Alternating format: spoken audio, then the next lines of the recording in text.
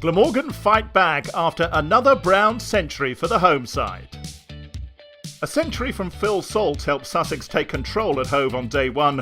The hosts closed on 208 for 5, already 22 runs ahead of Glamorgan's disappointing first innings total of 186, with Nick Selman carrying his bat for 76.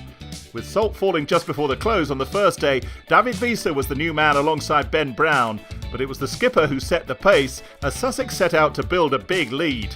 He raced towards another half-century in his current purple patch of form, and well before lunch he took the total past 300 for another batting point. By then, Brown was into the 80s and the century partnership wasn't far behind.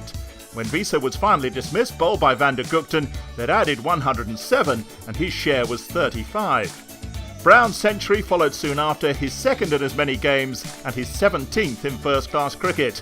This one included 14 boundaries and he was still there at lunch. Sussex 348 for 6, just one wicket lost in the session for 140 runs, and their lead was already 162. Glamorgan had to bowl better after lunch, but Chris Jordan was soon matching his skipper as the pair traded boundaries.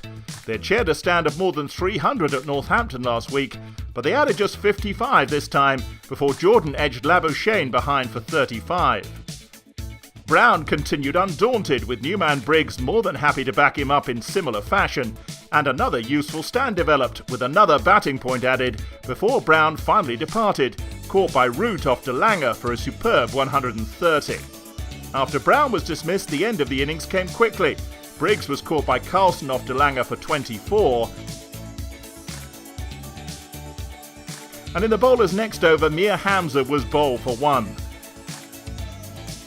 The Sussex total 420, a very healthy lead of 234, with centuries for Salt and Brown.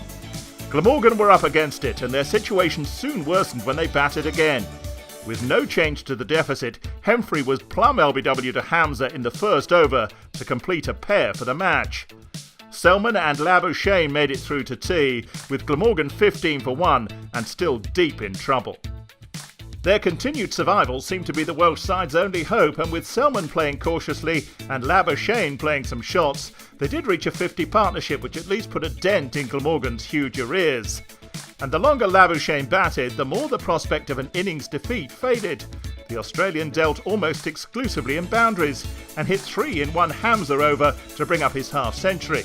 The stand with Selman moved past 100 and it continued to grow.